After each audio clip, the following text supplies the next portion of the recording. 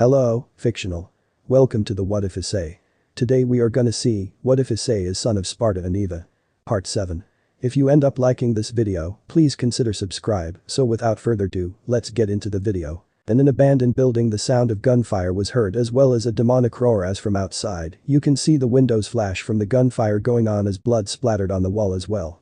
Around the building is a barrier to keep any prying eyes away as something was going on here. Inside the building, insert devil may cry and I must kill it with style. Issei was charging at his opponent as it was a large stray devil with buzzsaw hands as this was a butcher, as the glowing spot at its stomach area was glowing, showing its weak spot to all as inside said glowing bowl was a demon head. Issei, is it just me or do these things get uglier every time?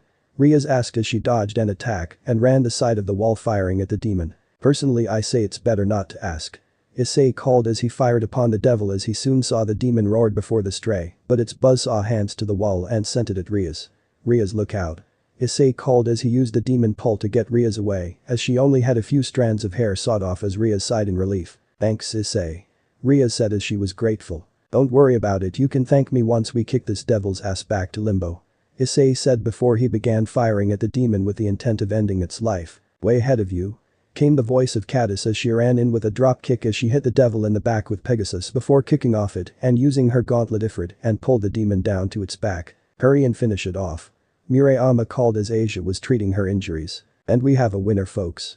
Aika called as she charged forward with her own large sword known as Claire as she stabbed the large claymore chainsaw hybrid into the demon's chest, causing it pain. And jackpot. Issei called as he shot at the demon's head causing the stray to roar in pain before dying as its body turned to black ooze and released red orbs. And Ost. Aika of course began humming the Final Fantasy victory fanfare as that got a laugh from the others. Okay then let's go cash in on this, I'm tired and want to sleep. Issei said as Riaz sighed. That's you every day and after you had your fun in a hunt. Riaz said as Issei smiled. But you're learning about me. Issei said giving a wise ass comment as Riaz sighed. Yeah, I also know you need to head to Inferno and claim your fortune soon. Riaz said as how Sparda was currently her only chance at getting out of her arranged marriage. Yeah, so I can have the chicken wing family throw fireballs at me before I off them with a bullet between the eyes. Issei said showing he wasn't afraid of the Phoenix family's immortal flame. Issei stopped being reckless and think for a minute. Riaz said as she was worried Issei's cockiness and recklessness will get him killed. Don't worry, I got this. Issei said as he began to walk away. Besides, it's my job to hunt strays even when they start the path as strays.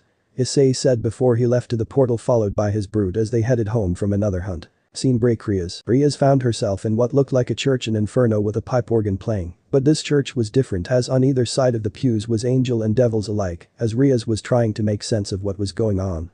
Oh Riaz, but I can't believe you're getting married. Akeno was hurt as Riaz looked and saw Akeno with tears in her eyes as Riaz was wide-eyed. Riaz saw the symbol usually placed for these types of wedding, but to her shock, she saw the seal for House Sparda and the Gremory household, with the added bonus of the Eva household, which meant Riaz was either having some form of dream or she was in paradise. I can't believe you're marrying the cocky super perv. Kaneko said as Riaz looked and saw a grumbling and growling riser Phoenix in the pews, which means she wasn't marrying him. No second guessing Riaz tan. Came the voice of Sirzich Lucifer as he and his queen were heading to their spots at the altar. Riaz looked at herself and saw she was wearing a wedding dress that many of those who had married into House Sparda had worn, but this was different as she looked to the back part and saw a devil wing and angel wing, no doubt representing her dual existence. Riaz looked upon the mural and saw the four original Satans: Sheba, Abigail, Mundus, and Argisax. But the mural above the altar was that of Sheba Leviathan, the original Leviathan who ruled over her section of Inferno before her death. Okay, this is weird. Riaz said as she soon saw her father. I can't believe my little girl is about to become a Sparda and an Eva. Lord Gremory cried as he had tears in his eyes as her mother was also in tears. To think my little girl would be the one to save House Sparda from extinction and solidifying the alliance between the two houses. She cried as she was in a black dress for the wedding while her father was ready to walk her down the aisle. Personally, I hope I get a grandson. Lady Gremory cried as she could already picture a little boy or girl with her parents' hair in Riaz's arms. Wait, what? Riaz called as she tried to make sense of this. Come on Riaz. Lord Gremory said as he began walking his daughter down the aisle. This doesn't make sense, if I'm not marrying Riser then how the hell did I end up with Issei's brother? Riaz thought, but to her shock, it wasn't a twin of Issei, but Issei himself, judging by rebellion. Okay, I'll just ride this out for now. Riaz said as Issei smirked. No more second guessing Lady Sparda. Issei flirted as his cocky attitude was still present there. Don't worry, I won't be second guessing. Riaz said as the priest did that long speech. Okay, how did I end up in this situation? Not that I'm complaining, Issei, I have far better improvement than Riser. But what lead up to this? Riaz wondered as she tried to make sense of this. But then again, I could have done worse and may have ended up painting a target on me. Riaz thought as she knew the Nephilim were once the guys who kept war from going, and with them coming back Riaz feared the worst. You may now kiss the bride. Came the voice of the priest as Riaz was shocked as she turned to Issei and smirked. Huck her up, babe. Issei said as Riaz was blushing beet red as she can even hear her own heartbeat in her ears. Oh my god, it's going to happen, my first kiss. Riaz thought as she tried to make sense of all this. This is where your dream wedding ends, little ruined Nephilim. Came a powerful voice that demanded respect from the lights of her as Riaz grasped her left eye in pain, as she then removed it once infernal flames appeared, and from it a large shadow-like being appeared as she saw large masses of hair on its head, as with it was a large infernal seal. Who are you? Riaz asked as her left eye glowed brightly. I'm surprised you don't know, little ruined Nephilim, I have been trying to contact you since you were old enough to understand words. But then again, the left eye wasn't awoken at the time. Came the booming voice of the female being as Riaz was oddly enough frightened by its mirror aura and excited to face a powerful opponent. Wait, I'm supposed to know you? Riaz asked as the being laughed. You modern day devils, I told the others we needed more schools in Inferno, but they didn't listen, and now look at what we have, an uneducated former devil who doesn't even know my former power. The voice said as she didn't sound too pleased that Inferno lacked any schools. Well, it doesn't matter, in time you will learn my name. I had merely wished to speak with the one who now holds the left eye of the overseer. The being said as Riaz looked. The left eye? Riaz said before she remembered her first stray angel hunt with Issei, as she had a quick flashback of the joy demanding this left eye from her. Yes, you are its current guardian now, much like your mother and her mother before her, an inherited duty give to the Bale family by the White General of Paradise Eva. But before I take my leave, seek out Madame Butterfly again. She will provide you with the training you need to get up to par with the abilities you will need as a Nephilim. The being said as she looked down upon Riaz with crimson red eyes. But heed this warning, young one, do not underestimate the Church of Jubilos or Jubilos herself, both of which will prove to be your most difficult battles and in turn your end if you underestimate them. The being said as Riaz was wide-eyed. Wait, what is this left eye and how am I protecting it? Riaz demanded as the crimson-eyed shadow glared. Surely you jest. The being roared as Riaz then held her left eye while crying out in pain as she felt a burning sensation from her eye, as if there was something there trying to release its power for her. Real world Riaz bedroom, Hyoudou residence. Riaz shot up awake as she held her eye in pain as she quickly looked to a mirror and found it was glowing. Riaz had opted to stay the night since some renovations were being done to her office by Hyoudou. Nothing major, just some wards and such to help her peerage and the Citri peerage roam around it without feeling the holy effects of Issei and his brood's angelic powers. Riaz saw her eye was glowing a crimson color as she swore this hadn't happened before. If anyone may know what is going on though, it was Hyoudou or Riaz's own mother. Scene break. Gates of Hell. Insert Bayonetta Ost.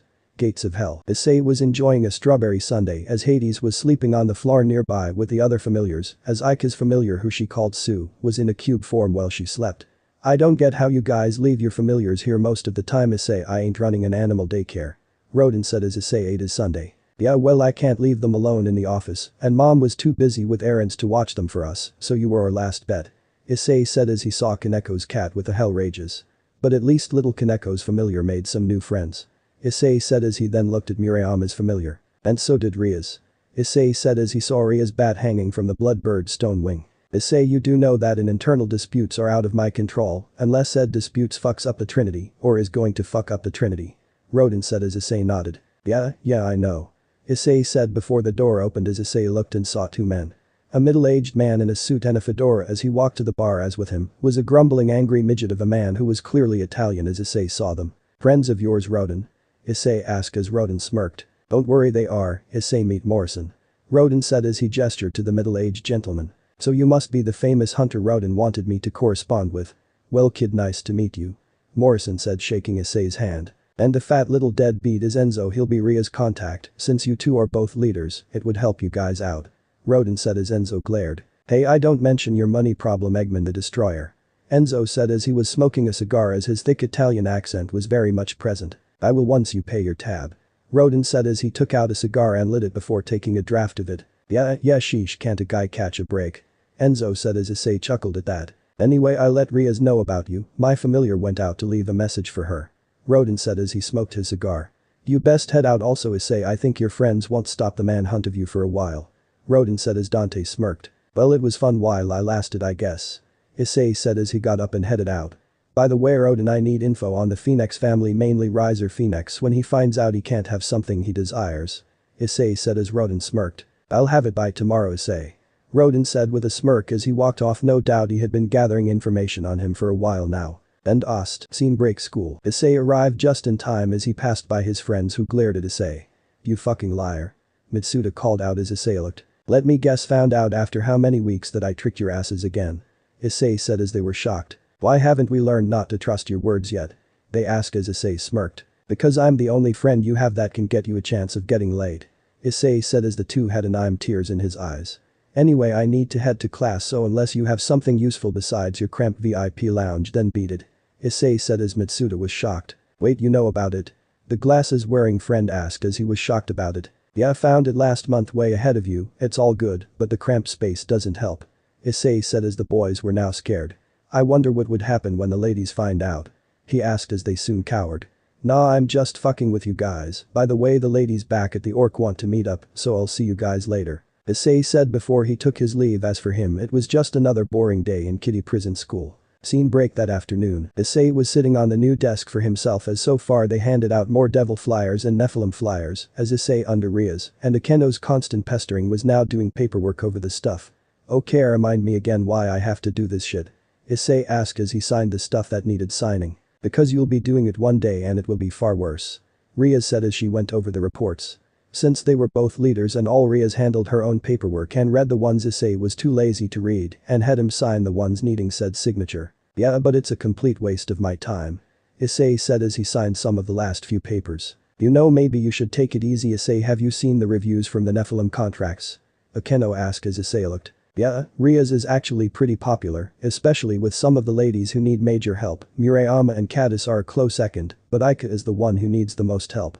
Issei said as he sighed. She hasn't gotten a single contract signed. Reviews are nothing unless she can get them signed as proof. Issei said as he sighed. Yeah, we agree there. Ria said as Issei chuckled. Anyway, I'm having Murayama and Cadis handling Aika and letting her know this stuff, and Asia is using Twilight healing pretty well, helping injured pets and such. Issei said as Hades was sleeping at the far end of the room. Yeah, but Issei, you need to be more responsible for your brood. You can't just send them off randomly, especially for stuff they may not be able to handle. Ria said as Issei smirked. Why do you think I do it? I do it because I have faith they can handle it and always find a way, and if they can't, I can jump in and go for the headshot. Issei said as he sat on his chair. Anyway, I'm heading out, got some shit to take care of and a few people to contact. Issei said as he began to leave. Ria's Issei stopped as Ria's looked. Don't worry about Fire Chicken Wings, I'll handle him when he shows up. Issei said as he then left the room to head home. Well, in that case I believe I'll take my leave also, but you? Akeno said as Ria's nodded. Yeah, go ahead. Ria said as she looked to the window to see Issei leaving. Soon Ria saw a light shine at her side as she recognized the demonic power from it as she looked and saw a figure appear from it as she cursed her luck. Riser was coming and she had to get Issei to take his fortune now rather than later. Issei was waiting at an abandoned area as he waited as soon demon summoning circles appeared and opposite to them were angelic summoning circles as from each of them figures rose as they all looked to Issei. Cerberus, Beowulf, and Ian Rudra, Neven, Madama Butterfly. Issei began looking to each of the demons that served his father Sparda as Anai and Rudra were in their human forms as they looked a lot like old Japanese Oni bandits. Fortitudo, Temperantia, Lustitia, Sapientia. Issei said looking to the four angels who served Eva as there was a skinny one in a white suit with red and blue on it as well as Adragon design. Tempertantia looked to be the kind of guy who was physically strong but at the same time seemed to have a hairstyle of wind being blown at him 24/7, causing it to be stuck like that. Lustitia had a lot of dreads as some of those dreads on him looked to have faces on them. Finally, Sapientia seemed to be a sort of machine savvy as Issei then turned to the others. I need your guys' help for a little something. I'd call in the others, but we're short on time and manpower. Issei said as very few knew Eva was the first brave saint user. But if worse comes to worse, we may need to use a combo of these. Issei said pulling out a Joker card giving off divine power and a mutated piece, both of which belonged to their respected owners of Eva and Sparda. So we need to train the pups then? Alpha asked as he and his two brothers could agree on that. Yeah, basically. Issei said as Fortitudo smirked. Well then better hope those kids can handle our training. He said as currently only the current Maus and Seraphim have access to their triggers. Don't worry, I have full faith in them. Issei said as he knew what was coming soon. Anyway, we'll meet at my parents' old estate in the mountains, the one they made together, got it? Issei said as they all bowed. Yes, Issei-sama. They all bowed as Issei nodded. Okay then, see you all then. Issei said before he began heading home as it was late at night. Scene break Hyoudou residence. The runaways were all asleep and Asia already finished her shower, so Issei had left the shower as he was currently in his shorts with a towel on his head as he got the water out of his hair. Okay, then everything is all set up, emergency crap all taken care of, and a few holy items here and there to knock Riser down some pegs. Issei said as he threw the towel to the side and used his hands. Issei then got his bed sheets ready before jumping into bed, bouncing a bit as the bed creaked from his movement as he then grabbed a magazine. Now let's see what's new in the United States. Issei said as he began reading. Soon a red glow was seen on his floor as Issei sighed as he closed the magazine as he put it with the other unread ones as Issei looked to the light and saw it was Gremory in origin.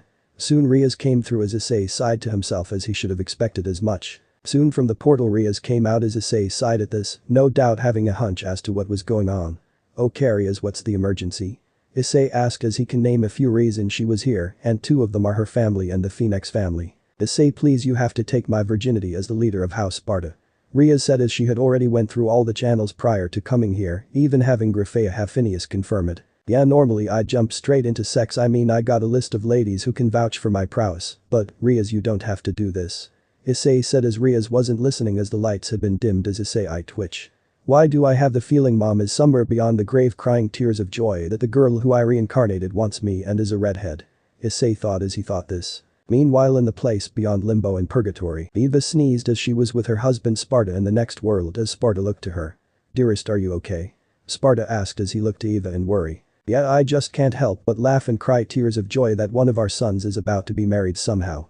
Eva said as Sparda chuckled. Or Issei is dealing with my love troubles when I was still part of Inferno. Sparda said as he drank some tea as his purple duster hung from his chair. Perhaps. Eva said with a smile as she would be very happy for her sons to find nice girls and rebuild the Nephilim faction with said girls. Though I do hope Kisk finds it soon. Eva said as she knew which sword went to which son. Back in Issei's bedroom, Rias, seriously listen, I have this all handled. Issei said as Rias was already in her underwear. There is no other way. Once they find out I'm no longer a virgin and that I am Nephilim like you, I will be free even if it's disowned from my family. Rias said as she knew her family would never do that, but she had to keep all possibilities on head. Rias, calm down and listen to me for a minute. Issei called as he tried to summon rebellion, but it would not show as he cursed. Way to bail on me, rebellion. Issei mentally cursed as his guns were across the room which he had to get past Rias to get to. Issei, you don't understand, if I don't do this even if my Nephilim status is made known, Riser doesn't like not getting what he wants. You may be cocky, but you're not arrogant, so you were the only option left. Plus you get something out of this also, you can begin revival of the Nephilim faction by impregnating me. This would create a second generation Nephilim with you and me being the first generation Nephilim. Rias said as Issei needed a cop out. Rias then charged at Issei as Issei tried to stop her, but soon Issei felt time freeze around him as Rias then grabbed Issei within that frozen time and knocked him to the bed. When did you learn that? Issei asked as that was like his Quicksilver attack of freezing time. I discovered it by accident during a solo hunt, I call it witch time. Rias said as Issei whistled. Impressive.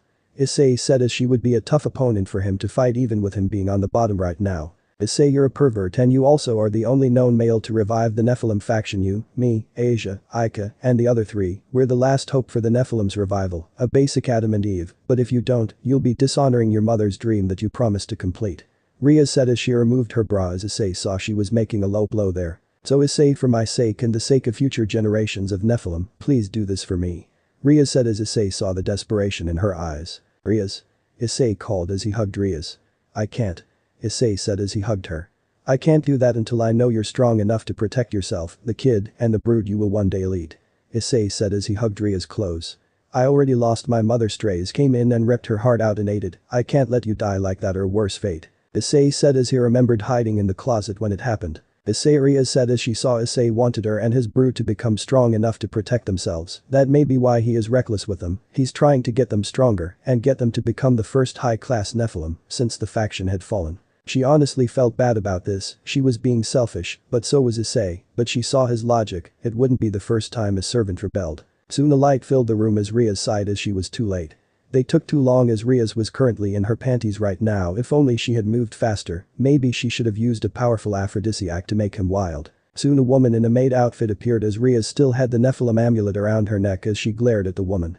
Really, Riasama, you are here with this low-born unknown? Rafea said as Issei then took Ria's elven knight and fired at the woman, catching her off guard before Issei went for Ebony and Ivory behind her and took his guns back before finally summoning Rebellion and pointed it at her. "Oh, I'm a low-born, you say, is that any way to speak to the heir to House Sparda?" Issei said as Grafia was shocked. "I see, so Phineas was right," she said as she herself had thought the Sparda household had died out with Sparda. But he also claimed he was of both Inferno and Paradiso, so that would mean she thought remember what her old mentor Madama Butterfly taught her. "You do realize Surzich would be greatly disappointed with you when he find out about this, correct?" Grafia asked as Issei scoffed. "Yes, Surzich, I don't really trust the guy 100%, since he took Mundus's place as Lucifer and all." Issei said as he can name the 4 original Satans by name and title. Before Issei interrupted me, "My virtue is to do with however I please what is wrong for me to give it to whoever I please, especially the man who saved my life and reincarnated me as his servant." Ria said as Issei saw Grafia was taken back by this. "Yeah, it's a long story, lady, but right now Ria's is in the service of 2 households merged into one, my dad's house Sparda and by mom's house in Paradiso Eva." Issei said as Grafia was shocked by this. "My apologies then, Lord Sparda." Grafia said as she picked up Ria's shirt and put it back on her around her shoulders. "But please be aware that the fact you confessed to the fact you were reincarnated by a Nephilim who holds control of House Sparda and House Eva has basically made him a target of the Phoenix family." Grafia said as Issei smirked. "Bring it on."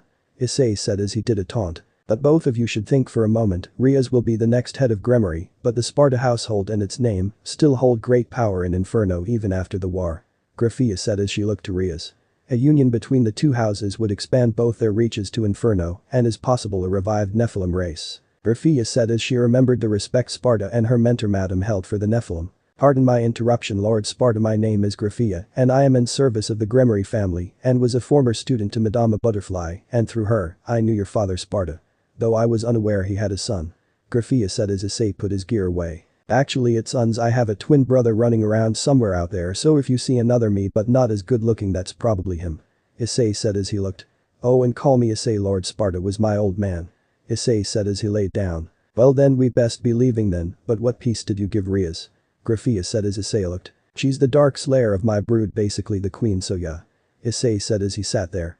"Now then, you want to talk, but it's late, so we'll meet at the Gremory HQ tomorrow after we grab the others, alright?" Issei said as he looked. "Very well, Ria still has her king piece, so it's only fair for her new master and her queen to both be there." Grafia said as Issei nodded. "Yeah, now beat it." Issei said as Grafia chuckled. "Like father like son, I suppose, talks big and can back it up." Grafia said as she then left, leaving Ria's behind. "Okay, Ria's, now that we are all calm, I knew about Riser from the get-go. I also know his family hates mine, so the fact that I'm a Sparda and a Nephilim and I reincarnated you, it wouldn't have matter, plus I saved your life, so Surzich is indebted to me." Issei said as he yawned. Ria said as she saw this. "You can stay the night if you want to, just don't try sleep raping me, otherwise I'm shooting." Issei said as Ria smiled to herself and allowed the shirt to fall once more. Scene break the next day, the afternoon. Issei was sitting on the couch in full fear as he had his duster and boots as he sat on the table while flipping a coin. "So what's the game plan?" Murayama asked as she was ready for anything. "My plan that if he steps out of line I'm punching him in the face with Eric's." Issei said as Ria sighed. "Is your answer to everything killer hit?" Ria's asked as this was a major matter. "Lord Sparda, you shouldn't say such things." Grafia said as she knew Issei had the best chances of taking on Riser since the Nephilim boy had a longinus at his disposal, as well a basic powerhouse, and let's not forget his brood member Ica also has such a longinus. Yeah, spicy chicken wings is still getting beat down." Issei said as he held Ebony in his hand. "Don't worry, we can deal with this, Riser isn't a match for 6 Nephilim, even if he has a full team."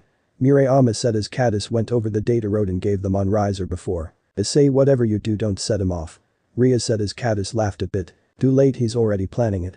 Caddis said as she can already picture it. Soon a red seal appeared as from it flames shot out as Issei smirked, as already he was feeling excited about his.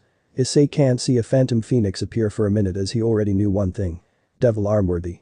Issei said as he wasn't referring to Riser, but that phantom. And Riser arrives in the human world of chaos. Riser said as he looked. "I've come all this way to see you." He began as he turned to Rias. "My beloved Rias." He said as Issei laughed. "Does Riser always refer to himself in third person?" Issei said, impersonating Riser. "And who might this be, a new pawn?" Riser said before he felt a bullet graze him, causing him to cry out in pain as he felt angelic magic on it. "No, per new master." Issei said as he held Ivory. "Master? Beloved Rias, explain this to me." Riser said as this boy shouldn't have any evil pieces on him. Allow me, Lord Phoenix, this boy, his human name is Issei Hyoudou, but his birth name is Issei Dante Redgrave Sparda, first in line to the House of Sparda, as confirmed by Phineas upon my visit to him. Graphia said as Riser was shocked as he saw Issei smirking at him with a cocky attitude. And this Lord Sparda is Riser Phoenix, third in line to the House of Phoenix, and in turn Rhea's fiancé. Graphia said as Issei smirked. Yeah, you forgot one last bit of information about me, Graphia. Issei said as he was going to get a kick out of this. He is also second heir in line for the House of Eva in Paradiso, for his mother was its former head Eva the White General and the terror of death of Paradiso. Graphia said as Riser glared. So he's impure. Riser said as Issei laughed. Impure and have none of the devil's weaknesses. Issei said as he smirked at the devil. And Nephilim spicy chicken wings. Issei said as Riser glared at Issei's impudence. Show respect to your betters, half-breed mutt. Riser said as Issei smirked. You first lower-class noble. Issei countered as everyone can feel the tension between the two. How about we calm down here before we end up at each other's throats? Akeno said as Issei smirked. Sure, whatever, Asia, get some drinks in here. Issei said as Asia nodded. Understood. Asia said as Akeno nodded. I'll help. She said as Rhea sat down. Riser attempted to take a seat next to Rhea's and put his arms around him as Issei then shot at Riser again, narrowly missing his crotch. Step away from my brood's dark slayer or next time I won't miss. Issei threatened as Riser decided to taunt Issei as he did so anyway, causing him to put his gun away. Rhea's, can you please move? Issei said as he was in the perfect spot to do what he planned. Sure. Rhea said as she acted her role as the brood's dark slayer. Oh, don't go my b. Riser began before out of nowhere Issei came with Eric's punching Riser in the face, sending him flying through the wall. Riser soon came back in flames as he now was sporting a bruise, black eye, and cut all where Issei had hit. How dare a half-breed mongrel attack, Riser? Riser demanded before Rhea's pulled out something and hit it against Riser's other cheek, causing him to scream out in pain as he saw Rhea's holding a cross. What? He called as Issei was having a blast roasting Riser. A cross, he called in shock as Issei smirked. Yeah, Nephilim power for the win, Phoenix. Issei said as he sat down. Now I'm only going to say this once I saw my servant's fiancé, and I have to say major disappointment. Issei said as Riser glared at Issei. And as such, seeing as Rhea's is under my service, I will say this wedding is a farce, you have nothing to offer, and Rhea's is too good for you. Issei said as Riser glared at the Nephilim. You have no right. He called as Graphia looked. Actually he does, he can call off the wedding, seeing as he is of two houses in one, he can call of and engage his servants in any way he sees fit. Graphia said as Issei smirked. Now then, any more tricks up your sleeve? Issei asked as Riser glared. This marriage is imperative to ensure the devils remain pure blood. Riser said as Issei laughed. If that's part of the engagement contract then it's been null and voided the minute I reincarnated Rhea's. Issei said as he looked to Riser. See, Rhea's is like me, part angel now, and seeing as she is part angel and part devil, she isn't a pure blood devil anymore, and thus you can't marry her and make her a trophy wife. Issei said as he smirked. In other words, you don't get the Gremory fortune, but the Gremory will get access to the Sparda fortune with Rhea's as my servant. Issei said as Rhea smirked as she then summoned her wings, showing off her devil and angel wing to Riser. This insult. Riser growled as Issei smirked. And if Surzich and Rhea's father decided this with the future of devils in mind, then that would mean I have more right to her as a wife than you do, with the Nephilim faction's number teetering towards extinction. Issei said as he smirked at Riser. Now Riser, you insulted my master and House Sparda, so I will tell you this, Riser, for the last and final time, I will not marry you, so flock off, Phoenix. Rhea's growled as Riser tried to grab her cheek, but Issei shot the hand and grabbed it as he smirked at Riser, who was in pain. I'd better do it and flock off, otherwise you might not go home in one piece. Issei said as Riser growled. You are the ones insulting Riser's distinct House of Phoenix, such a thing is unacceptable. Riser said as Issei smirked. Yeah, you're doing a great job of that on your own. Issei taunted as Riser glared at Issei before Issei released his grip. I don't care if I have to revive her as a mutated piece, I will restore Rhea's pureblood devil lineage, so if I must incinerate everyone here, even the Sparda heir, then so be it. Riser said as Issei then nodded like he accepted it before he then kicked Riser in the gut, sending him flying. Okay, Riser, you pissed me off. Issei said as he looked to Riser. Lord Sparda, Lord Phoenix, and Lady Gremory, please be calm. Graphia said as everyone looked to her. I am here under Lord Surzich's orders, and thus I will not allow any disruption of peace or the attempt genocide of an endangered species. Graphia said as she looked to Issei and the Nephilim in the room. Okay then, so I guess you have an alternative? Issei asked as Graphia nodded. But I do. She said as she looked. My master had anticipated a conflict of sorts and as such has assigned me a last resort when this dispute between the third party of House Sparda and House Phoenix happens. Graphia said as she looked. We having a rating game then? Issei asked as Graphia nodded. Yes, though it is not an official one, so no chances of rising through the ranks. He also informed me that seeing as Riaz is both servant and King Lord Sparda's brood is free to join with hers to even the playing fields. Grafia said as Issei smirked. So we got 2 knights, 2 rooks, 4 pawns, 1 bishop, 2 queens and 2 kings. Issei said as these sounded like good odds for him. This sounds intriguing. Riser said as he would burn these Nephilim to ashes. Wait, what's a raiding game? Aika asked as she looked confused at that. Basically quick way for devils to rise through the ranks without war. Issei said as Aika nodded. Aika said as Issei smirked. Riser has played through numerous raiding games and has scored several wins for himself. Riser said as he then smirked. And I'm afraid my inexperienced bride and opponent never had qualified before. Riser said as Issei smirked. Well, Issei and Riaz has real-life experience hunting some powerful strays, so they think Riser just be another day on the job. Issei said, taunting Riser. Well then let's meet our opposing team then, Raper Phoenix. Issei said as Riser glared at Issei and his impudence. Very well then. Riser said as he then snapped his fingers as soon more flames appeared from another Phoenix family circle as Issei saw a large group of girls show up as Issei glared at them. Unlike you who have to become one group to even the grounds, Riser has 15 pieces. Riser said as Issei was scouting them for a possible recruit. In other words, I have a complete set. He said as Issei sighed in disappointment. And a team of babes almost make me regret having to break their evil pieces each. Issei said as he smirked. But if I do that they may be open to joining up with me. Issei said as he could use more recruits. Besides, you have quantity, we have quality. Issei said as he saw that they each had weaknesses they can exploit. Plus Issei spoke truth, after their major training with the vet still be stronger than ever. But I won't give you Riaz without collateral, what will I get if I win? Issei asked as Riser glared. What do you want in the unlikely event that you win? Riser asked as Issei smirked. Well, I'm wagering Riaz, who is the heir to House Gremory and servant to House Sparda, so that means I need someone of equal value at the heir part at least. Issei said as he soon saw the blonde-haired girl in a dress as well as his peerage. Well, I can use some help rebuilding House Sparda, so I suppose I'll take your cute little sister as collateral, and with her she'll get your peerage instead, we have a deal. Issei asked as Ravel was blushing. Riser glared as Ravel he can afford to lose, seeing as she was the 4th heir, thus marrying her into the Sparda household will increase the Phoenix reach. No, never. Riser said as Issei smirked. Then I guess there won't be a game or a wedding, since clearly you're no Phoenix, you're a fire chicken. Issei said before making chicken sounds as Riser was at his wit's end with this impudent brat, as he then growled. Fine, Riser accepts. Riser yelled out as Issei smirked. But then the deal is set. Issei said as Riaz saw that Issei had basically guided Riser to that deal. I will enjoy burning you to ashes in the game.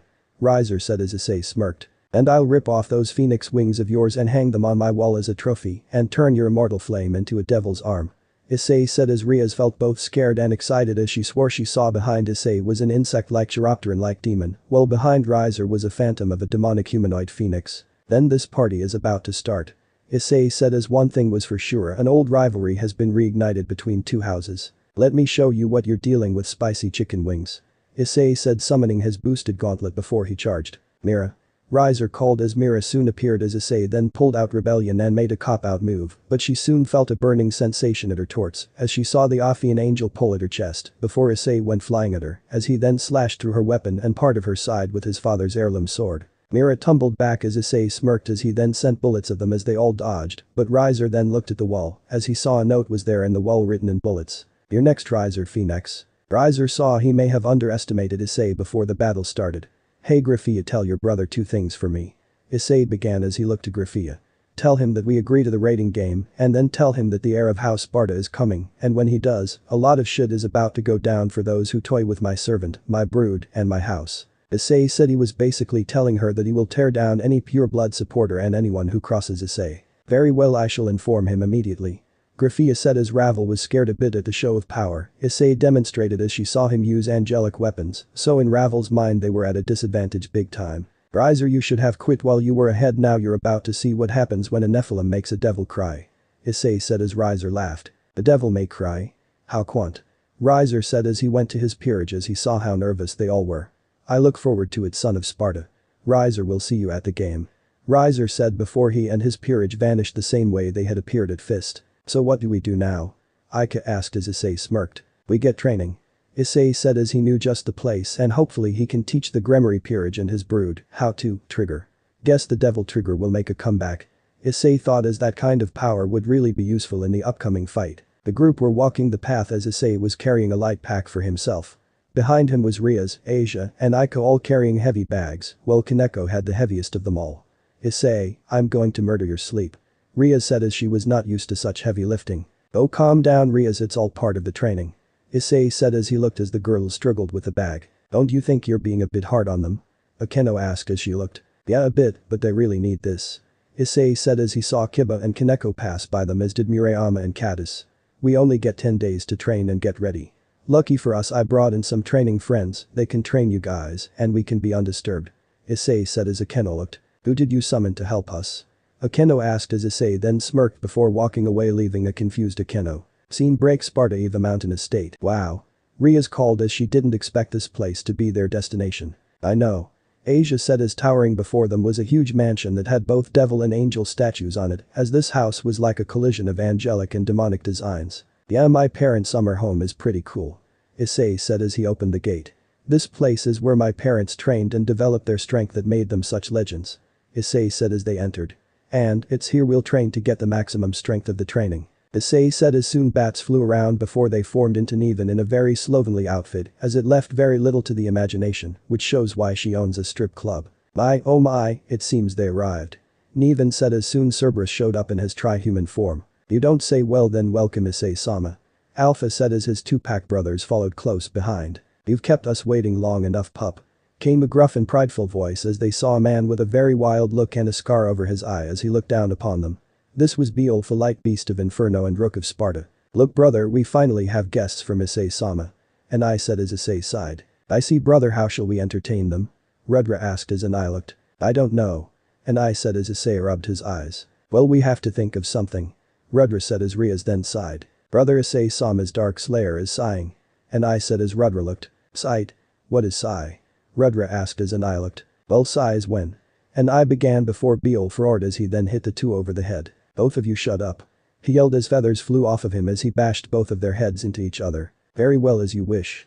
And I and Rudra said as they shut up. Soon a bright light of divine origin shined down, as soon 5 figures appeared from them, as the devils of the group began to shiver in fear, while the Nephilim felt oddly excited. Ladies and Kiba, meet my mom's brave saints, the 4 Adito and Maria. Issei introduced as the 4 looked. Wait, why bring them here? Riaz asked as then it hit her. Unless they are going to be training us. Riaz called as she realized what this meant. Beep, we're going all out against Rizer and his soon-to-be former peerage, so don't be afraid to hold anything back against him. Issei said as Cerberus Omega then spoke. We'll be teaching you pups how we fought back in the day. Us vets know a few tricks you modern devils have all but forgotten. Cerberus Omega said before Tempertuna spoke. We'll handle angelic training to the new and old Nephilim here, so they can get a better hang of their powers. He said as he looked to the new kids. Okay then Kiba and Murayama, you two are with the annoying as hell duo and I and Rudra. Riaz and Akeno, you're with Madama Butterfly. Asia, you have Nevan, Kaneko and Katis. You two get Cerberus and Beowulf. Aika, you'll switch between teachers through the 2 weeks, so you're with Kiba and Murayama's training with the twins. Issei said as everyone understood that. Any questions? Issei asked as no one asked. But then, let's get to work. Issei said as everyone nodded to that. Kiba and Aika's training with Murayama and I and Rudra. And I and Rudra drew forth a scimitar, weapons meant for training, as each of them took a battle stance against Kiba as Murayama was with him. And I and Rudra came in fast upon Aika and Kiba as Murayama had to fight against both of them. As to Kiba's shock, it seems an I could use fire attacks, while Rudra was the wind fighter. Kiba also had to take into account that these two were members of Sparta's peerage, thus they have a whole lot of power at their disposal, since Sparta's peerage was said to be the strongest in devil history. Ever since they appeared, no other devil had been able to attain that sort of prestige and power, and those who claim they have normally are never heard from much. Plus it was a free-for-all, so to speak, as of now, as Murayama was on her own versus the power of an I and Rudra, as well as against Kiba and Aika, as out of all of them, Kiba knew Murayama had the advantage. Aika tried with her sacred gear as the sacred gear spoke. Shield. The combination gear invoked as a shield appeared, protecting Aika as Kiba came in and struck at an Ai, who blocked the attack with an armored arm. Here I come. Murayama called as she jumped up with her own practice sword and stabbed down, creating a shockwave as Kiba and Aika were knocked down. You two need more practice. Even in rating games like chess, your opponents will use undermining tactics to take a win. Murayama said as an I and Rudra agreed. Great. Aika said as she sighed. Focus. And I called as he charged at Aika. Yes, please do. Rudra called as he charged as well, as they both hit Aika at the sides of her head with their swords, causing her to cry out in pain. Heads up.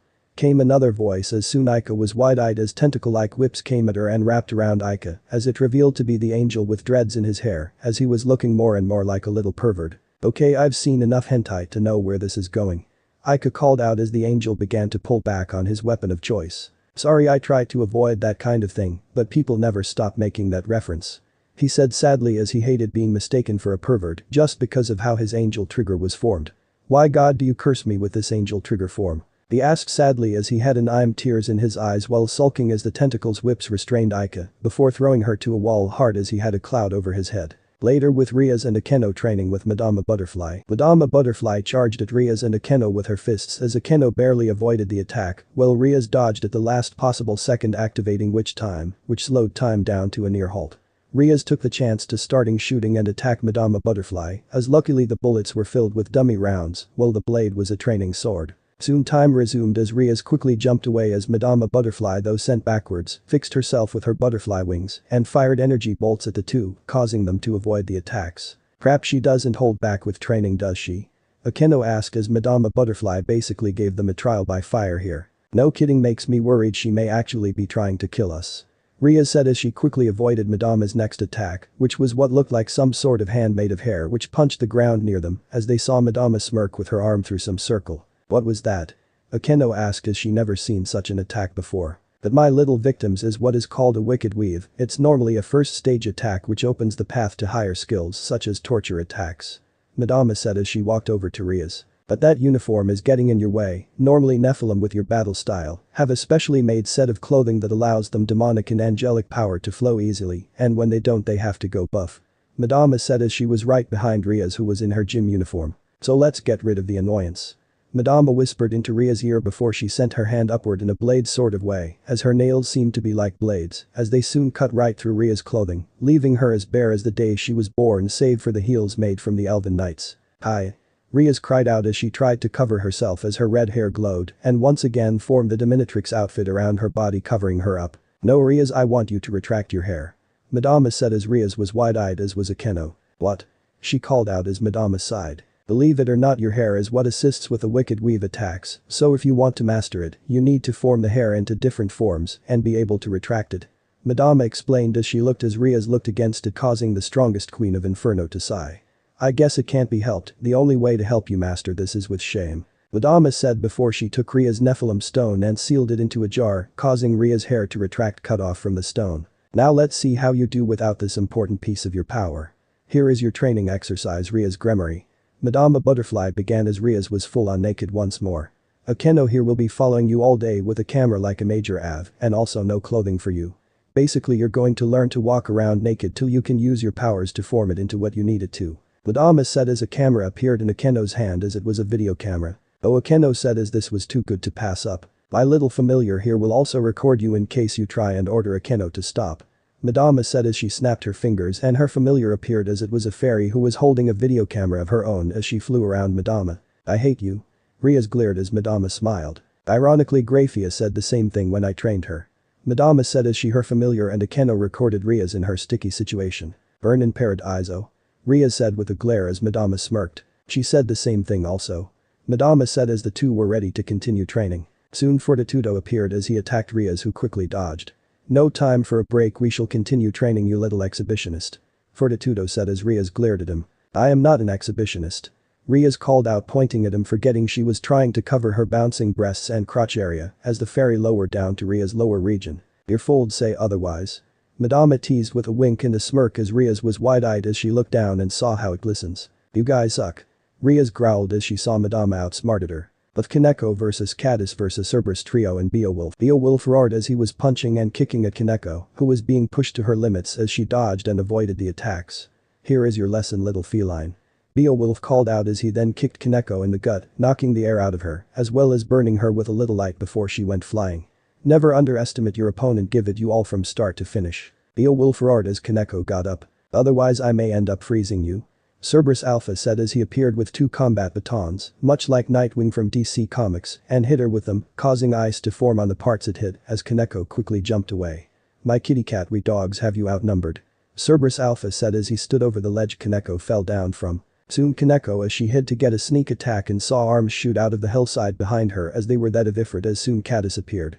"Miss me?" she asked with a smirk as Kaneko was wide-eyed before Caddis grabbed her and with Pegasus shot upward before doing a flip and bringing Kaneko down to the ground hard enough to get her stuck in the ground from her head to her waist. "Well, she's doing better than I did," Caddis said as the Cerberus trio and Beowulf arrived. "Perhaps," Cerberus said as the sun was beginning to set on them. "Anyway, we're going to prepare our next round of training for her, be sure she's ready by then, once she digs herself out," Cerberus Alpha said before he and his brothers walked away with Beowulf. Ada smirked as she looked to the stuck car girl who was dressed in the gym bloomers as Caddis smirked. "Oh, this is just too easy," Caddis said as she had a marker and everything she would need for this. A little later, Kaneko finally got herself out of the ground as it was sunset as she was so focused on getting unstuck that she failed to realize there was now a draft. Kaneko was wide-eyed as she looked down and saw her bloomers were missing as over her folds was a letter as she looked at her rear end and saw writing on it. Kaneko got the letter off the tape and began reading as when she did she was pissed. "Kaneko, for failing today's training, I took your bloomers from you. Have fun walking back to the house without bloomers. Caddis, I'm going to murder her." Kaneko growled as she would be damned if Caddis got away with this. But Asia and Nevin's training. "Oh, you're very good at this, Asia," Nevin praised as Asia had a large ball of light in her hand as Nevin was still in her very revealing attire as this caused Asia to blush deep red as her mind was too focused on that. "Thank you, Nevin," Asia said as the perverted devil smiled. "Oh, maybe you should call me Big Sis Nevin, or as the Japanese say a lot, Nevin senpai." Nevin teased, clapping her hands together with a sweet smile on her face. "Okay, Nevin," Asia said as Nevin was pretty much the very embodiment of lust when it meets a vampire and a succubus, unless Twilight is involved. When she sees or hears that, she turns from lust into pure wrath. "Though I have to admit Ika is pretty fun to be around too, it's so difficult to find anyone in Issei's brood in any way like me," Nevin said as Ika was no doubt still training with the others. "Oh, Asia said as compared to Nevin, Asia felt very insecure. "Nevin, if it's possible, can you cover up more?" Asia asked as Nevin looked. "Sorry, I can't," Nevin said as Asia was surprised. "See, I need to dress like this because it allows me to absorb the magical energies in this place better. See, even though I am part vampire and I'm also part succubus and being a devil who holds rank in a coven down in Romania and holding a rank as a noble devil in Inferno, I need to absorb as much dark and demonic energy as I can so I don't go 30 for a need for blood," Nevin said as she just used the normal excuse because quite frankly if she could without being lectured, she would have walked around naked in a heartbeat. "Oh, sorry, I didn't know," Asia said as she didn't know that Nevin dressed like this because she had no other choice if she wanted to survive. "No worries, my little angel nun. Oh, which reminds me, I may have a few outfits lying around you and Ika would just love," Nevin said as she took Asia's hand.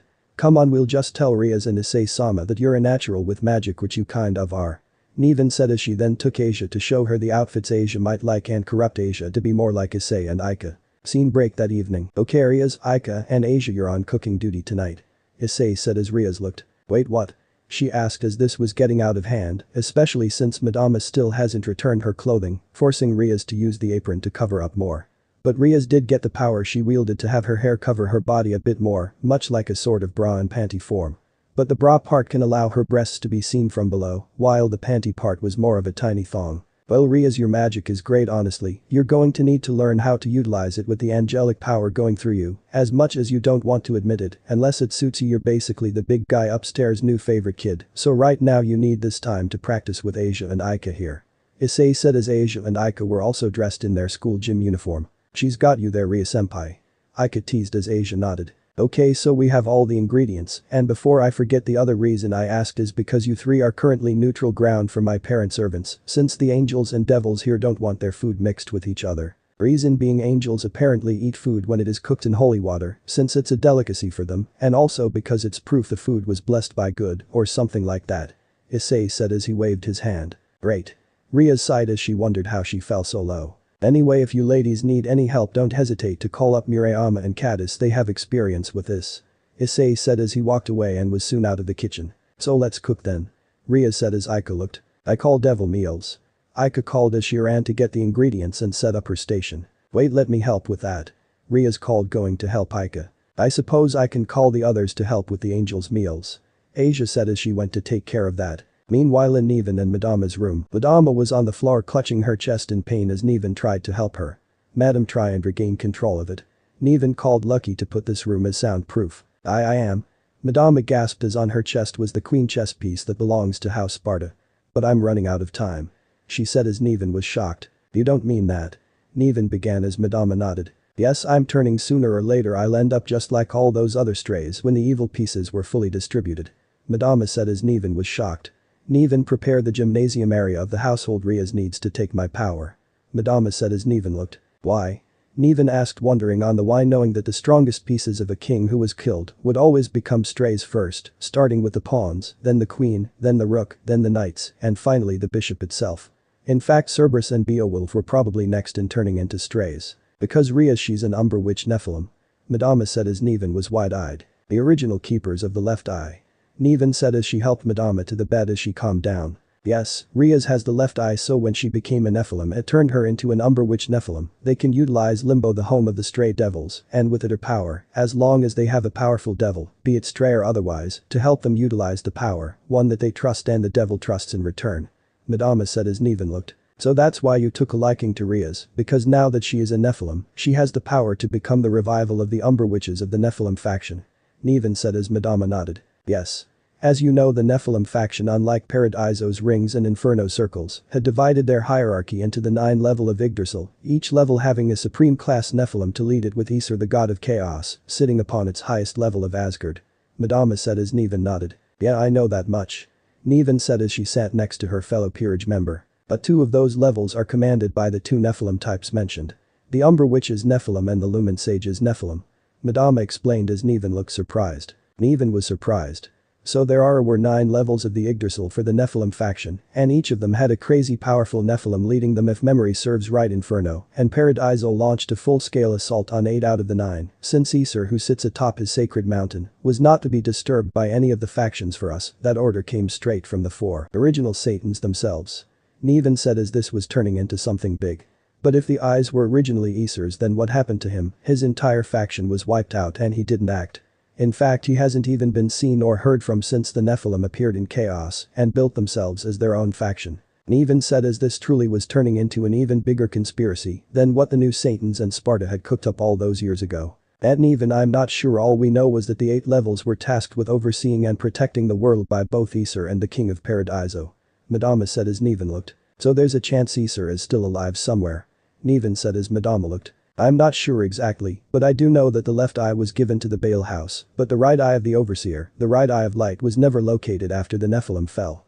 Madama said as he had a bad feeling about it.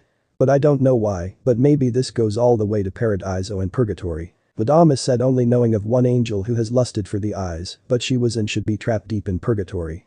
The self-proclaimed creator herself, who Eva had defeated and banished to Purgatory with the other stray angels. You don't think that? Nevan asked as Madama nodded. It's just a hunch, but I'd rather we all be safe than sorry.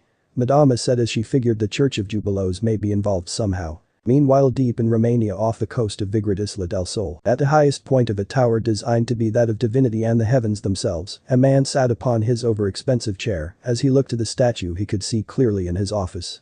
His office was even overly designed as it depicted the Great War, as well as the battle between the angels, fallen angels, and the devils and the Nephilim who stood in their way. But the story on his walls ended differently, with the Nephilim standing victorious over all when it was in fact a lie. The truth of the matter was the Nephilim were wiped out and were teetering off the brink of extinction, unlike the devils and angels who have a better chance than them. The man, who was in a priest-like outfit with a mask covering the left side of his face, looked to the statue as it was bathed in a golden glow as stray angels flew around it, preparing it for what was to come. The truth was, from destruction only 2 Nephilim survived, one from the Umber Witches level of the 9 and one from the Lumen Sages level of the 9, this very man. This was Boulder, the one who founded the Church of Jubilees, as his right eye soon glowed blue, showing that he was the holder of the right eye of the Overseer. As he smirked an arrogant smirk, he turned to the screen on his desk, which showed the other survivor as she was tied up, blinded and gagged, with angels keeping a close eye on the white-haired woman. The difference between the 2 levels was that the sages would still age like normal Nephilim, just slightly slower, but the witches, as long as they keep killing stray angels and the denizens of the light who disrupt the Trinity, they will gain an eternally youthful body, so long as they have contracted with a denizen of the dark. As Boulder looked upon the screen, his eyes went over to the files as he opened one, revealing Issei, as with it was the pictures of Asia, Riaz, Murayama, Aika, and Cadis, as it also included one last picture of a girl with pigtailed orange hair, dressed like a priest. As he smirked. Soon the rebirth shall begin, and from the ashes of this dying world a new one will spring forth. He said as even his voice showed the subtle trace of insanity and the regal form of a sage. Soon, Rosa, we will be together again. he said as he looked to the statue he had placed in his office as it depicted a Nephilim of the Umbra Witch level, as the most notable part was that she shared a striking resemblance to Rhea's Gremory if she was born as a Baal member. Scene break that night Sparda and Eva estate. Issei was leading Kiba, Asia, and Ika to the forest after everyone had took a dip in the hot springs, one which Cerberus had avoided and Fortitudo had taken like a fish. Issei, why bring us out here so late? Kiba asked as even after the therapeutic hot springs he was still sore from training like Ika. Kiba, tell me how many of us have sacred gears? Issei asked as his answer as Kiba looked. Well, there's you, Ika, Asia, and me, but why ask? Kiba asked as Issei looked. And tell me, what is Asia's sacred gear and its ability? Issei asked as Kiba looked. Well, it's known as the combination gear and is the lowest of Longinuses belonging to the unified dragon emperor, which in turn makes Ika the unified dragon empress. Kiba said as he then face-palmed himself. Oh, duh. He called as they were out here to practice with Ika. Exactly. Issei said as they arrived at a clearing. Now then, Ika, summon your sacred gear. Issei said as Ika nodded. Okay, combination gear. She called out as the gear formed around her torso area and molded around her breasts, as well as the armor went as far as her belly and her lower spine. On the shoulders were two large crystal spheres, but they were dull, while the one on her chest was glowing, showing that was most likely where her gear would communicate from. Okay, good, you have that down. Issei said, walking around her, seeing how silver it was with the crystal being a more neutral color of ivory white. Okay then, see Asia and Kiba? Issei asked, pointing to the two. Yeah? Ika asked as Kiba didn't like where this was going. Try and make a combination between sword birth and twilight healing. Issei said as Asia and Kiba were wide-eyed. Wait, what? Kiba asked as Issei looked. Don't worry, I'm the red dragon, and Drake confirmed you won't lose your lives. Issei said as that was all Ika needed to hear. Okay, here we go. Ika said before the two shoulder spheres glowed. Combination. The gear invoked as two energy-like dragon claws show out of the crystals and dug into Kiba and Ika's chest, as soon the left shoulder began to glow green before a symbol of twilight healing, the ring's design, appeared in it. On the right shoulder was a mark for sword birth as the combination began. Sword birth. The gear invoked as the sphere holding a fragment of the power glowed. Plus, it continued as the center crystal was now half gold. Twilight healing. The gear invoked once more as the other half of the center glowed. Combine. The gear invoked as soon the two sacred gear powers merged to form a new one. Combination.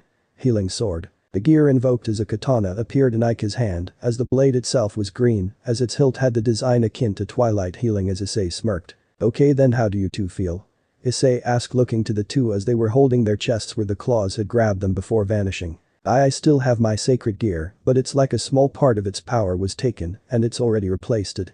Kiba said as Issei nodded. Same here. Asia said as her twilight healing rings appeared in her hand. Okay, let's see what this combination can do. Issei said before shooting Kiba with ebony to the kneecap as Kiba cried out in pain. "Aw, son of a bitch, why?" Kiba called as Issei smirked. "Warning Incus, the school falsely confirms a yaoi shit going on here." Issei warned and smirked. Also to test what Ika's healing sword combo can do. Issei said as the bullet was luckily removed. Hence why I brought vitality stars and gold orbs. Issei said, holding said devil healing tools. Okay, here I go. Ika called as she went to Kiba and then slashed through him, causing him to yelp in surprise, but felt no pain. Instead he felt better, as when he looked at his shot kneecap, he saw it was all better and good as new. This is cool. Issei said as he looked to Ika. Okay, let's see how many combinations Ika here can make before midnight. Okay. Issei said as everyone agreed to that. Scene break after training Ika's dream. Ika knew she was asleep as she was currently in a bedroom on top of Issei as she was bouncing up and down on his rod as Issei just looked to her playfully. As Ika laughed and moaned, she was in heaven as the bedroom was how she imagined the house of Sparda and Eva would look like when combined into one, seeing as Issei came from two great and illustrious households. As she moaned, she looked to the side and saw a baby crib as she got hotter at that, as this was definitely her dream, as in the room dressed in maid outfits were Rias, Asia, Murayama, and Caddis, as they seemed happy to help serve. This is heaven, let's try for baby number 2 Issei-kun before any of the others get knocked up. Ika cried out, but soon a voice was heard, a very loud one. This is where your wet dream ends, you slutty pervert. Came a loud booming voice as Ika soon found herself in a snowy field as she looked and saw a large silver European dragon from the west glaring down on her. The fuck, Ika called out before noticing she was naked and cold. Who are you? She called as the dragon glared down upon her. Don't ask such foolish questions when you already know the answer. I've been living inside you since your birth and rebirth as a Nephilim. Though you are nothing like my previous Nephilim partner, I suppose I should count myself lucky to have a Nephilim as a partner regardless of circumstances. The large dragon called out as Ika looked. Wait, what? Ika called as she was freezing here, being as she was naked in the snow of all places. As soon the dragon sighed, and soon his eyes glowed, changing the place to a tropical island with a still naked Ika. Okay, that's much better. Ika said as she saw this beach was just like the one in her nudist beach wet dream. Regardless, I merely wished to finally say hello to my new partner. Now my name is Myoryu. I am known as the unified dragon, making you the combination dragon empress, but be warned, I am neither your servant nor your slave. If I am treated as anything less than your partner, then I shall not grant you my power, understood? The Myoryu warned as he would stand for being treated and nothing less than a partner at the very least, or the master at most. Also get stronger, little Nephilim. I won't allow myself to be the tenant to a weak host either, understood? He called as this dragon had a lot of pride in it. Oh yeah, sure.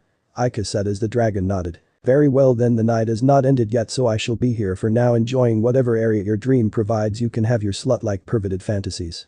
Myoryu said as he then went to the jungle-like area to relax. Okay, beach in my dream, Ika said before grinning, and soon many hot girls appeared with a few good-looking guys, as well as there were even a few futas there, as she smiled a perverted smile. Perfect. She said with a grin as this was Ika's own little la la land. But Myoryu was sleeping in the jungle before snorting, sensing the dream. Perverted slut. He grumbled as his last Nephilim partner had far more class than this one. But Riaz was going through two books in the library, as one was some of Paradiso's strategies, as she found many that were used against Phoenix family members, and some of Sparda's old strategies when he and the Phoenixes had one of their many quarrels. Riaz had to admit as a devil she wouldn't dare some of these plans from Paradiso, but seeing as she was Nephilim now, she didn't have to worry at all. Plus her small sadistic side would have taken great pleasure in seeing Rizer and his peerage at her mercy against some of Paradiso's tactics, that it would bring Rizer to tears begging for mercy. Riaz was dressed in a see-through nightgown, as under it was her panties, as she was reading the book while walking and holding the one with Sparda's strategies. As she walked though, she soon heard crying as she looked and saw it was the master bedroom, as on it was the symbol of Sparda and Eva. No doubt this room was their room where they had consummated their love and marriage, which crossed Rig boundaries. Riaz put her ear to the door and heard crying as she carefully yet silently opened the door, and to her shock saw Issei on the master bed crying in his sleep like he was having a very bad nightmare. As Riaz walked over to him, she saw the pictures adorning the walls, as well as the statues in the corners. Riaz saw the statue of Eva, who looked down upon the room with love and understanding upon her face, while Sparda looked upon the room as a statue, but with a look that told of his great courage and will to protect the people, even at the cost of his life. As Riaz explored the room a bit, she saw a large painting on the wall. As to her shock, it was Eva holding a blue rose, as her wings were black, but Riaz saw that her hair was red, as deep a shade of red as her own. Riaz looked at the painting and saw the other side of the room was Sparda, as he was standing there in an old infernal noble outfit of the house of Sparda, and with him was the legendary sword that gave Sparda his fame.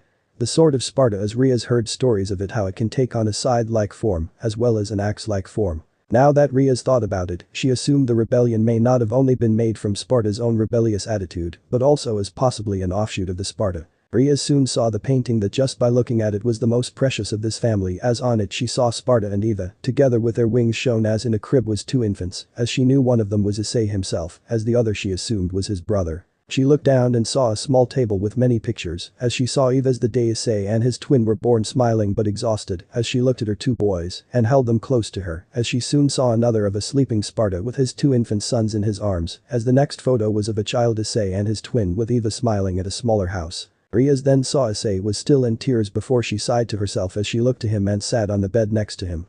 Riaz then caressed Issei's hair, and to her shock he began to calm down as Riaz looked. Mother, Issei said in his sleep as Riaz saw it. Is that why he recruited me besides to save my life? I reminded him of his mother somehow. Riaz asked as the only thing she saw she and Eva had in common were the crimson red hair. Riaz saw this and sighed before she figured she might, as well as she knew Issei may be having night terrors, so she stripped herself of the nightgown and the panties, since she preferred sleeping naked, and joined Issei in bed, if for no other reason than to act as a proper dark slayer and ensure her master wasn't haunted by nightmare. As Riaz laid down, she soon gasped a bit as she saw Issei had grabbed her and hugged her close, as his head was now atop her hair, as her face was up to his chest, but real close to his face, as she blushed a bit and felt her heart rate increase. Riaz soon smiled as she hugged Issei back as she held him close, as she knew how he grew up. Eva was a fallen angel who was rejected from Paradiso and the Grigori, and Sparda was a traitor and hero to all of Inferno and Chaos, but left Inferno for Eva. Issei grew up without relying on his family titles and was content with just being Issei Dante Hyoudou. She saw the pictures and saw the love that Eva had for her sons, as she knew that the reason Issei was so intent on completing her dream was to him she was his whole world. Even after strays had shown up and killed her, Eva's dream of a revived Nephilim faction and the fact Issei had the power to hunt down her killer and revive the Nephilim had him stand up and keep going. Rias hoped that Eva and Sparda were proud of Issei from beyond the grave because Rias ironically was proud to be a Nephilim for Issei's brood, even if it's just for this moment. Rias soon drifted off into sleep as her dreams were quiet, pleasant as she saw Issei there, and in her dreams Issei was bringing Rias to his home, introducing her to his mother Eva, as it seems for her this dream was a perfect world. But the trinity of realities is far from perfect, but one can dream of such a place every now and again. Later that night, Madama Butterfly arrived at the master bedroom to see Issei and Rias in the same bed, as both were deep in sleep with Hades on the bed sleeping at their feet, as Madama couldn't help but shed tears. By morning the queen peace within her will go out of control, and in turn she will become a stray fully. The other evil pieces and the sacred saints were all on their way there, but Madama would get there first. She had so many hopes and dreams for the future. She was happy that Issei and his brother Kisk had called her Auntie Butterfly. Yes, once upon a time she loved Sparda, but she chose to step aside and let him choose. Nevan was also the same, but the two agreed to let Sparda choose his own spouse. But they all agreed that helping Eva raise her sons and later Ms. Hyoudou raise Issei was a memory they would always cherish even as strays. She just wished she had more time, or that she can go back to when things were different and stop Sparda from going on that hunt, maybe then they would have all been a family. Hades lifted his head up and saw Madama and smelled her scent was becoming different as he smelled a stray, but it was still Madama Butterfly as the hellhound saw the devil leave the room in tears as behind her butterflies began to form and fly around the house. I am so sorry, Issei. Madama apologized as he walked away as she knew this was the hardest thing she had to do, but she didn't have a choice, not anymore. The next morning, Issei was the first to get up as he looked around and yawned. He fell back down and grasped his pillow closer only for said pillow to gasp as he snuggled into its warm mountains. Then he realized 2 maybe 3 things: 1 pillows don't gasp, 2 they don't feel this soft and squishy, and 4 they don't stand erect. Issei quickly looked and saw breasts in his face as he was wide-eyed as he looked and saw Rias had her wings out in her sleep as he was even more shocked that Rias was in his room. Issei looked at her and swore she was a true beauty, especially with her dual wings as part of her rank as a Nephilim. He couldn't help but smile at her as he then laid back down to at least let her wake up first. But then Hades began barking as he jumped atop the bed and began trying to frantically wake the two up as unknown to them. A photo camera was set up last night as it looked to have taken a picture at some point. Hades was frantic as he bit down on the blanket and yanked it off as Issei looked. Hades knocked it off. It's too early for this, let yourself out. Issei called as the hellhound did have doggy doors he can use. Hades then jumped on top of Rias as she was shocked into the waking world as she looked up. What happened? She asked as she soon saw Issei was awake with her as Rias blushed as seeing as how she was naked and he was still dressed. It left very little room to guess what happened last night. Arias. Issei began as he soon noticed something about the house as there were butterflies all over the place as some of them were even nesting. I can explain. Rias said as she soon saw the butterflies. Just not this. Rias said as Issei got off the bed still in his PJs as Rias quickly opened a portal and grabbed the elven knights as soon her hair once more formed her dominatrix-like outfit as she saw it didn't cover her entire arms. Yeah, I think we got home invaders. Issei said as he summoned rebellion and grabbed his girls from the bedside table. Yeah, I think so too. Rias said as she had the elven knights ready. Soon the door burst open as from it they saw the Hellrage trio with Murayama's Bloodbird as the Hellrage was carrying Kaneko's cat in her mouth as Rias was wide-eyed at this as she also saw the slime girl enter. We got a problem. Malona said as that was the name she gave herself. Okay, spill. Issei said as the pink slime looked. Okay, we were all about to make breakfast until all of a sudden the alarms went off and Nevan ran and injured saying a stray devil got onto the ground. Next thing we know a whole lot of demonic butterflies flew in and covered every inch of the house. Long story short, Sparda's peerage and Eva's saints put the place on lockdown. Right now everyone is captured and we need help. Malona yelled as Issei looked. Okay, we're going to have to divide and conquer then. Issei said as Rias looked. Yeah, that sounds like a bad idea for us. Rias said as Issei looked. No, it's a good idea because I trust you, Rias. Issei said as he walked for a bit. Rias, you're going on your first solo hunt, we need to find this stray. Issei said as Rias was shocked. Wait, what? Rias called out in shock as Issei then looked to Malona. Okay, familiars, you all are one team, each of you find your masters and get them to meet up with me. Issei said as Rias' bat flew to her shoulder. Rias, you and your familiar find the stray, and when you do have your familiar find us, me and Hades, will handle the foes in the house. Issei said as Rias nodded. Okay, got it. Rias said as she was surprised Issei trusted her so easily. Malona, you're in charge of your team. Issei said as Malona nodded. Okay, now move out, we have to clear the house of these fuckers. Issei called as everyone agreed to that.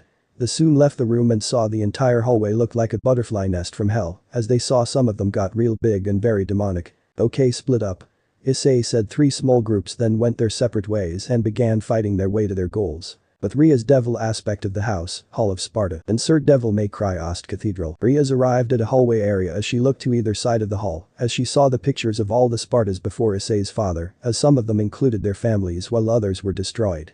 As Ria's ran forward as she had to find the stray responsible for this. As Ria's walked, she soon arrived at a cathedral-like room as it was designed very much for a devil-like Sparda, as the pillars were even twisting around each other in an organic sort of way, though they were made of stone.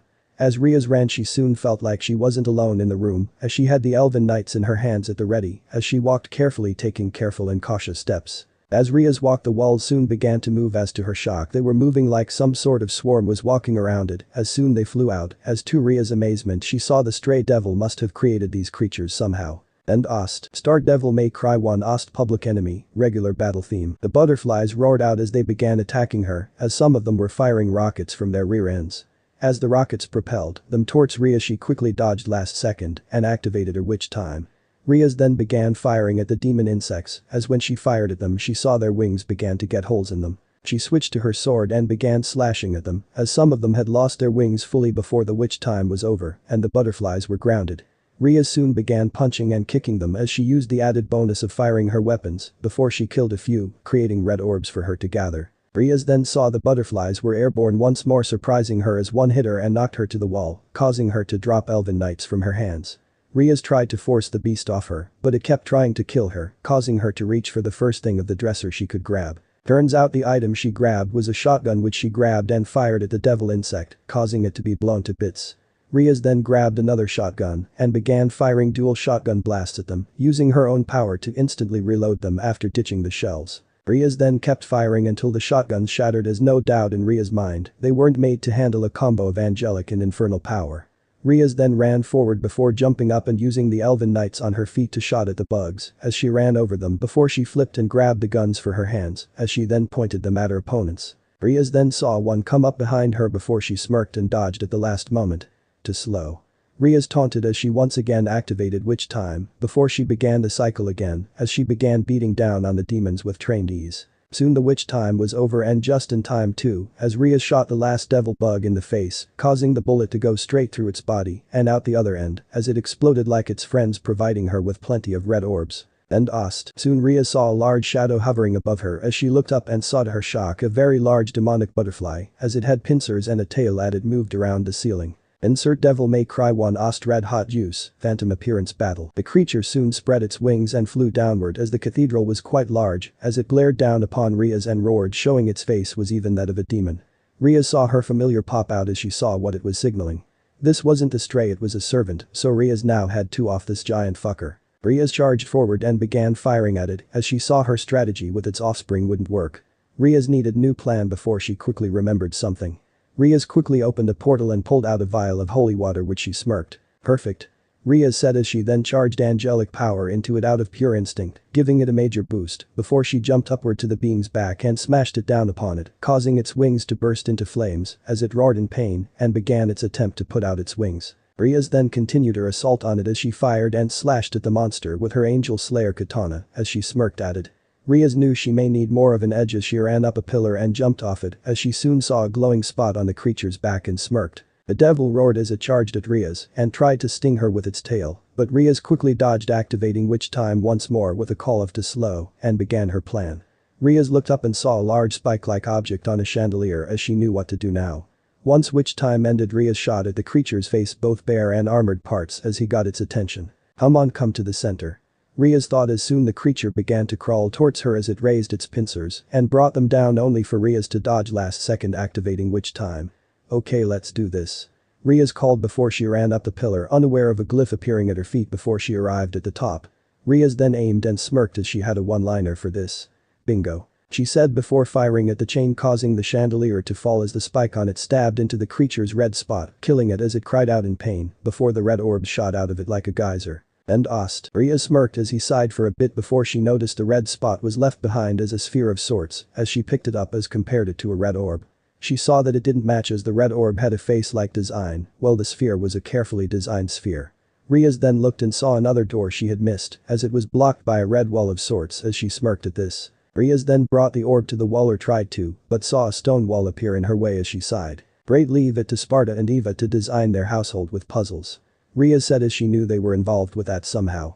Riaz then saw a slot as she looked at the orb before she smirked and inserted the orb, and to her shock, it fit as soon the wall lowered allowing her passage. Riaz then saw the pathway in her way before she smirked and activated witch time and shot her guns with the bullets in the form of a heart. Once witch time ended, Riaz blew a kiss to the wall as she found the more she fought the more she gets excited and turned on at the same time. Soon the wall shattered before it allowed her access to which she entered and walked in. Riaz entered the room and saw a whole lot of eggs in the room as she wondered what was going on. Soon she saw small butterflies flurry around before they gathered at the center of the room, revealing to her shock Madama Butterfly. "Madama, what's going on? Is this another training exercise?" Riaz asked as Madama looked away from her. "No, far from it, Riaz," Madama said as she looked away. "This is an actual hunt and I'm the target," Madama said as she didn't dare look at Riaz as Riaz heard the pipe organ song playing in the room as she was surprised. "No, your areas began," as Madama nodded. "Yes, Riaz, I've finally become a stray. I knew it was a matter of time, so that's why I prepared you," Madama said as she turned to Riaz, revealing the queen pieces shape glowing on her chest as her eyes were bloodshot and her body was covered in glowing veins. "Riaz, you know that once a stray turns there is no way to return them to their former self unless their master is still alive," Madama said as Riaz knew this but she didn't want to do it. Madama Butterfly was Issei's link to his father. "But, Madama," Riaz said as the former servant of Sparda looked to Riaz. "Don't be sad, Riaz. Issei knew it would happen eventually, even if he wouldn't admit it," Madama said as she walked to the side. "So I ask you, no, I beg you. Kill me and take my power for your own," Madama said as Riaz was shocked. "You need my soul to help make your powers whole, Riaz. Without me, it will take you many human lifetimes to gain the power you will need," Madama said as Riaz was shocked. "But Madama," Riaz said with sadness as the former queen of Sparta's peerage merely smiled. "Don't cry, Riaz, just promise me you'll throw everything you have at me and when it's all said and done take care of Issei for me," Madama said as she began to cry with tears streaming down her eyes. "Devil may cry," Riaz said as she sees a stray devil crying for what she has become and those who she must hurt in order to save and help grow. "Alright, you win," Riaz said as he took a battle stance. "Riaz, once I start, when the music ends I won't be able to control myself, I will become a stray devil completely," Madama said as Riaz simply nodded as then her bat familiar then flew off. "Very well then," Madama said as the sun soon ended. "Let's begin," she said as soon her form began to change. Madama was entering her true form as a tower over Riaz a bit as it had the butterfly design and everything. This was at one point Madama Butterfly's devil trigger and now it was her form as stray devil. Insert Bayonetta 2 Ost. Demons Descend. This was Madama Butterfly, the queen of Sparta's peerage and head of House Sparta, but her true title and nickname given to her during the Great War by her enemies and allies alike was Mistress of Atrocity. Madama Butterfly and Ost. Insert Bayonetta Ost 2.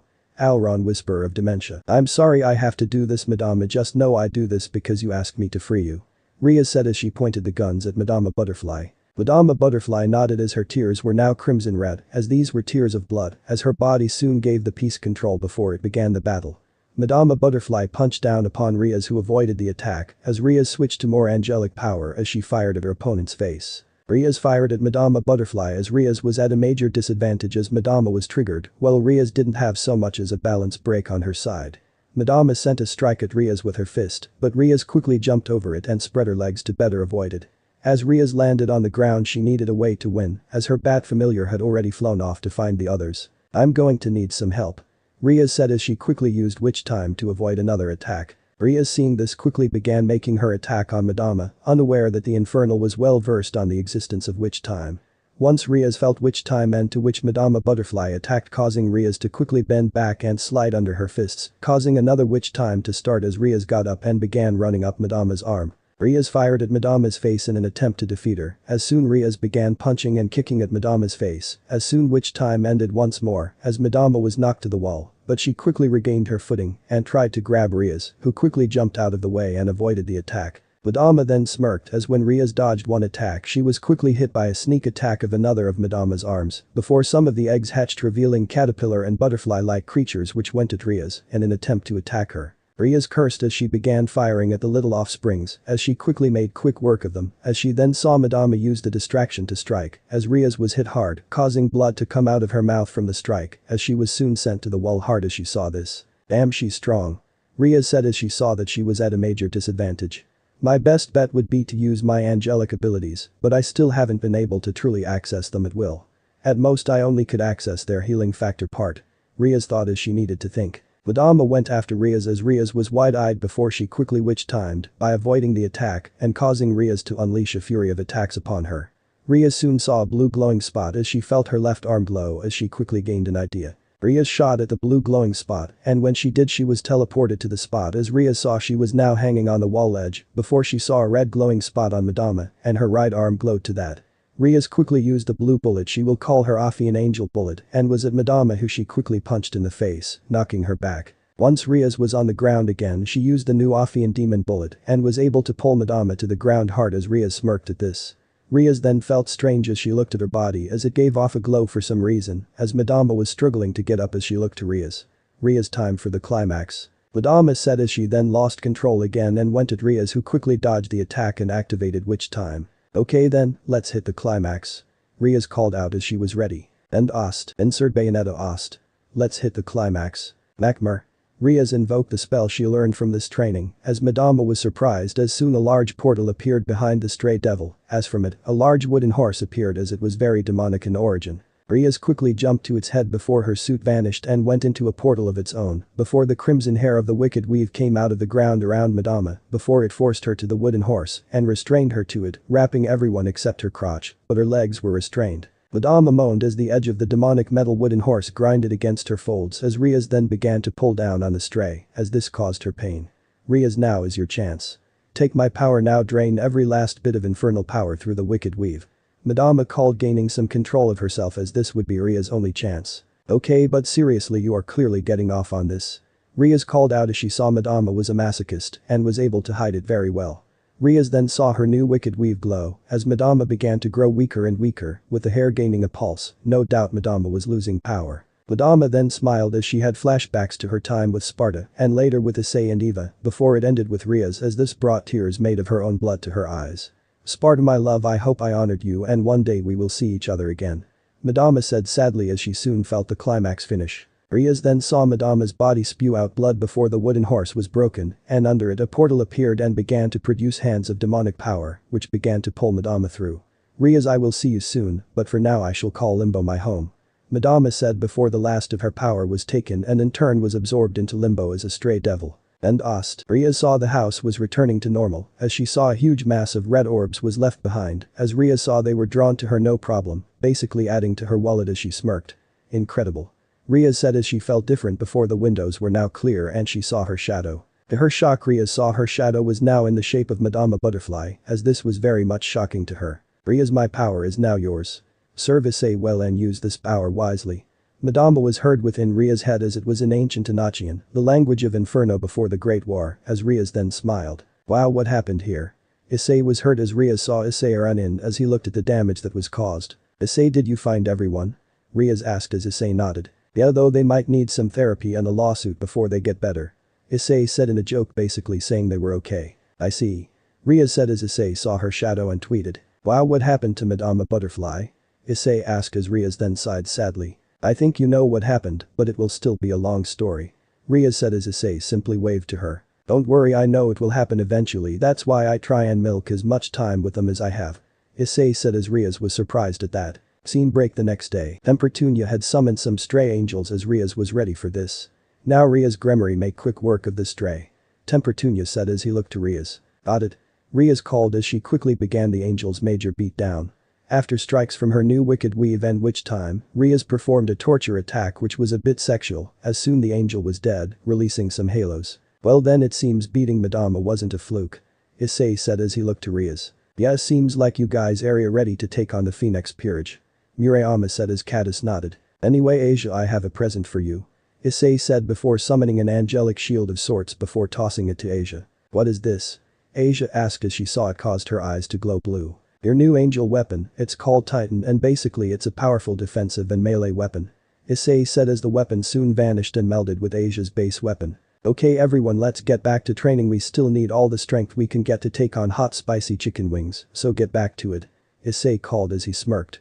When we take on Riser he won't know what hit him and if we're lucky we'll get a devil's arm out of him. Riser made a big mistake. He challenged a Gremory, but most of all he challenged a Sparda. The fact he challenged both proves he's cocky and arrogant, so from start to finish, we'll throw everything we got at him, show him the full extent of the Nephilim's power. Issei called as everyone agreed to that as Asia and Aika cheered. Aika will work on helping you utilize magic and the combinations you can use with me, Asia, and Kiba with their combat uses. Riaz and Asia will work on angelic and demonic power between you two. Asia, you're our medic, so you need to focus on magic, but also learn melee combat so you can defend yourself when we can't. Issei said as the two nodded. We only have a short amount of time to train, so let's make it count for Madama Butterfly's sake. Issei called as everyone nodded to that. Scene break that night. Riaz found herself back in this realm as she had started sharing the bed with Issei lately, but what she saw was the fire area, as soon the being appeared before her once more as she looked down upon Riaz. Young ruined Nephilim, I see the time has come for you to learn my name. The being said as she looked down upon Riaz. Yeah, I suppose so. Riaz said as soon the fire is cleared to reveal to Riaz shock a being she had thought dead. Heed my words carefully and mark my name upon your soul.